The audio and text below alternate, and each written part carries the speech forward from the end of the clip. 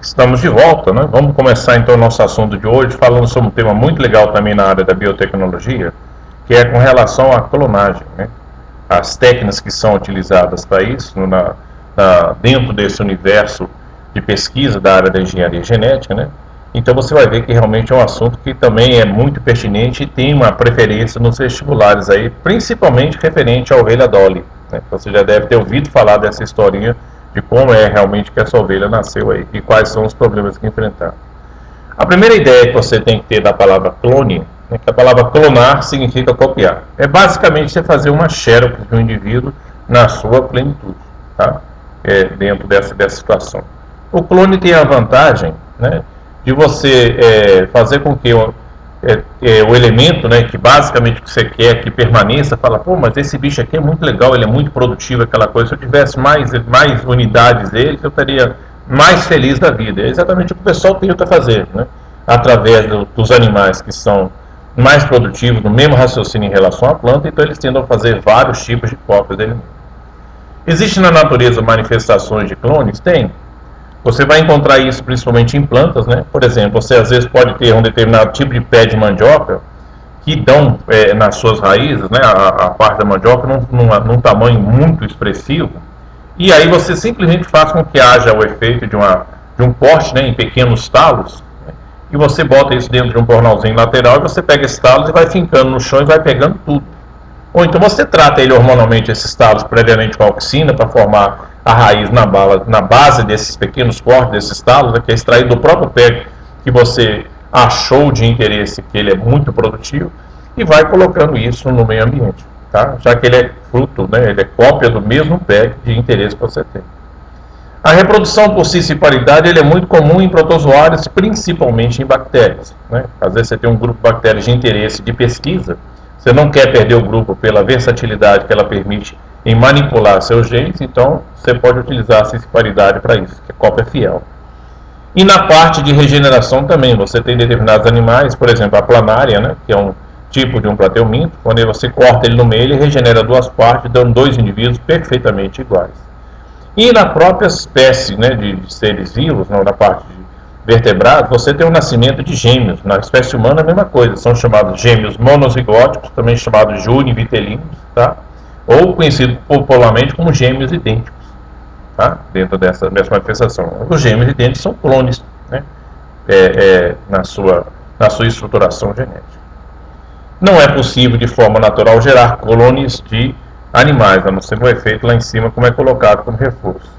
E quais são os tipos de clonagem como utilizo? Então, dentro desse universo de clonagem, nós vamos ver que existem três formas, três variáveis que nós vamos apontar aí.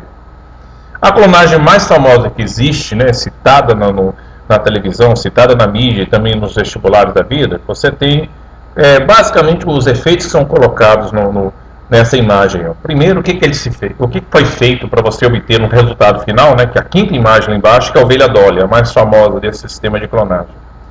Ele pegou uma glândula somática, né, uma célula somática do corpo da primeira ovelha, pode ser até células da glândula mamária, né, que a história é nesse sentido aí.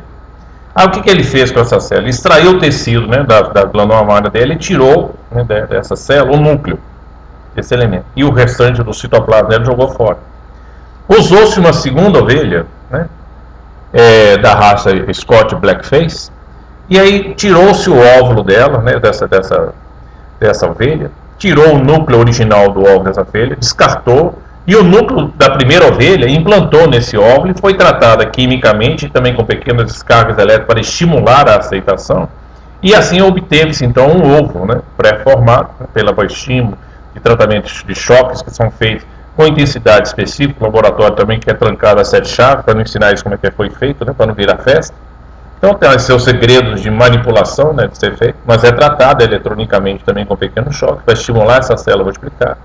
Acompanha ela in vitro, né, fora do corpo, e repara se ela, através desse tratamento, né, de estimulação para ela poder se multiplicar, se ela consegue entrar em divisão celular, beleza. Quando ela começa a entrar em divisão celular, belezinha, né, formando uma espécie de uma mórula, né, aí sim utilizou-se uma terceira ovelha de aluguel, né, para que ela recebesse, ela foi tratada hormonalmente para poder receber, está pronta para receber o novo óvulo. né, modificado, e aí foi implantado no interior dela, funciona apenas como mãe de aluguel, é um útero emprestado.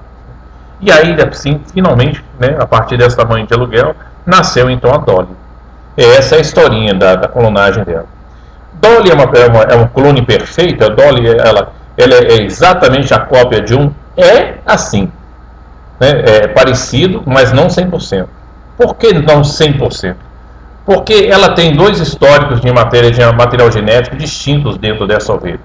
O primeiro, assim, 99% da padronização genética de Dolly, né, ela vem da primeira ovelha, porque vem do núcleo central. Mas acontece que as mitocôndrias, né, que estão presentes no óvulo da ovelha 2, é diferente das mitocôndrias que estão presentes na primeira ovelha. Então, ela, na realidade, ela tem a programação genética nuclear da ovelha 1, mas ela tem a programação genética mitocondrial da ovelha 2, portanto ela não é um clone perfeito. Beleza? Isso foi ressaltado, né? Isso é cobrado muito nos vestibulares, principalmente no Enem. Você tem uma ideia legal. Entendido aí? Beleza? Faz uma recapitulação que daqui a pouquinho a gente volta.